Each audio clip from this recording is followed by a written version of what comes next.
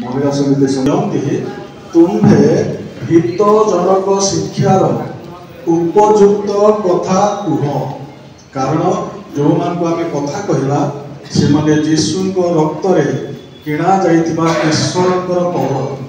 आ से मान को की प्रकार कथा कहबा आवश्यक पवित्र आत्मा मान को एठी जणांती तेणु माँ मान को विषय होइथिबारो प्रभु को वाक्य आम को कहे तार 2 पदर द्वितीय अंशरे आम देखुचु जे वयोधिक पुरुष मान को अच्छी वयोधिका स्त्री मान को माने देखा जाए वयोधिका स्त्री मान को सही परी पर निंदुका और मद्यपान रे आसक्ता न होई शुद्धाचारिणी हेबाकू और सुशिक्षा देबाकू अनुरोध कर ईश्वरकर वाक्य जेपरी निंदित न हुए एथि निमंते से माने अर्थात वयोधिका माँ माने जो माने समितिर सभानेत्री उपसभानेत्री संपादिका और जो माने अछंती से माने शिक्षा देवे प्रभु कहंती से माने युवती मानकु पतिव्रता संतान बसला सुबुद्धि सती सुगृहिणी सुशीला और आपणा आपणा स्वामीर बशीभूत हेबाकू शिक्षा दियंतु आज महिला समितिर जेते सभानेत्री माने किबा उपसभानेत्री माने किबा संपादिका माने जेते मंडलीर शाखा मंडलीर जेते माँ माने भौणी माने झील माने आसिछंती प्रभुंकर आदेश यह अछि आमको जीवन में बंचई आम को सुस्थ सबलता देइछंती प्रभु सेवा करने अनुग्रह देइछंती आमर शिक्षा आमर प्रार्थना आमर सेवा प्रभुंकर संतोषजनक होगा आवश्यक विचार दिन में तैर पुरस्कार आम निश्चय पाइबा जदि भल विहन बुणीचु उत्तम शस्य काटिबा जदि भूल बीज बुणी जहाँकि हितोपदेश लिखा जाए जे अधर्म बीज बुणे से केमती शस्य काटिब विपद रूप शस्य काटिब माने आम बुणीबा जहाँ तार फल आमको पाइबा पड़ो जदि आम भल बीज बुणीबा आमने अनंत जीवन रूप शस्य काटिबा आशीर्वाद पाइपर तेणु ये आम कह जाए वयोधिका स्त्री माने अर्थात जो माने दायित्व अच्छी से कर्तव्य ये जो युवती माने आपण चरण तले बसती आपण प्रभु वाक्य शुणा इच्छा करती तुमर कर्तव्य पवित्र आत्मा देइछंती जहाँकि प्रभु कहती जे से माने जेपरी युवती मान को पतिव्रता माने पतिव्रतार सरल अर्थ कौन कहले दयाकरी पतिव्रता धन्यवाद तापरे संतान बछड़ा प्रभु पिला आम कोल दियंती अनेक परिवार पाई पारि नाहंती जदि इच्छा कले ये आशीर्वाद पाऊ नाहंती किंतु जदि आपण मान को कोल पुओ झील प्रभु देइछंती सेमानकर लालन पालन करिया प्रकार आवश्यक पवित्र आत्मा आम समस्त परिवार माँ मान को एक कथा कहती पुणी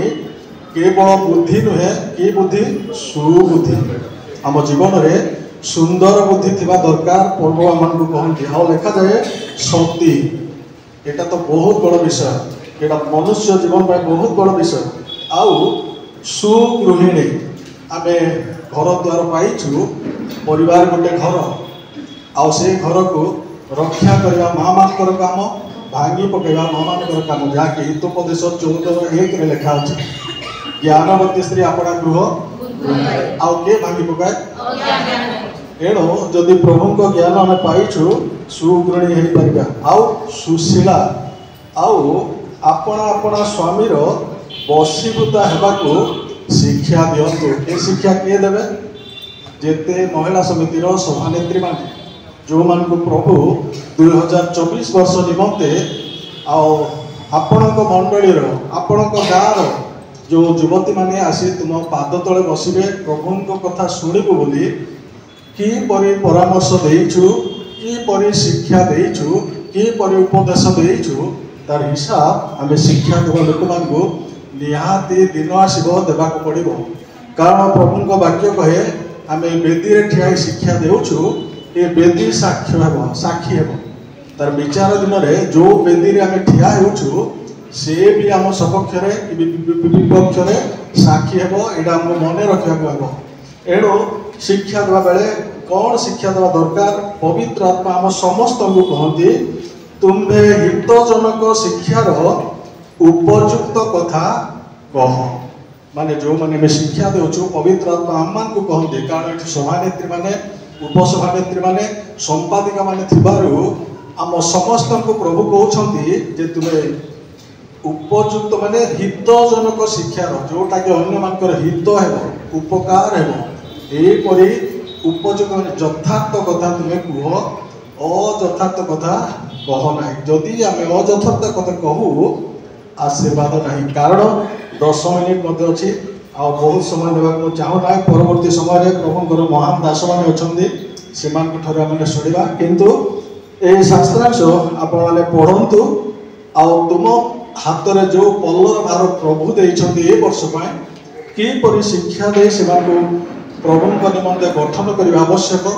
पवित्र आत्मा आपण विशेष भाव में परामर्श शिक्षा दे साहाय्य करंतु आ महिला समिति सम्मिलनी मते सुंदर सुजोग देथिबारु कृतज्ञ एवं धन्यवाद प्रभु सम्मिलन समस्त को आशीर्वाद करंतु।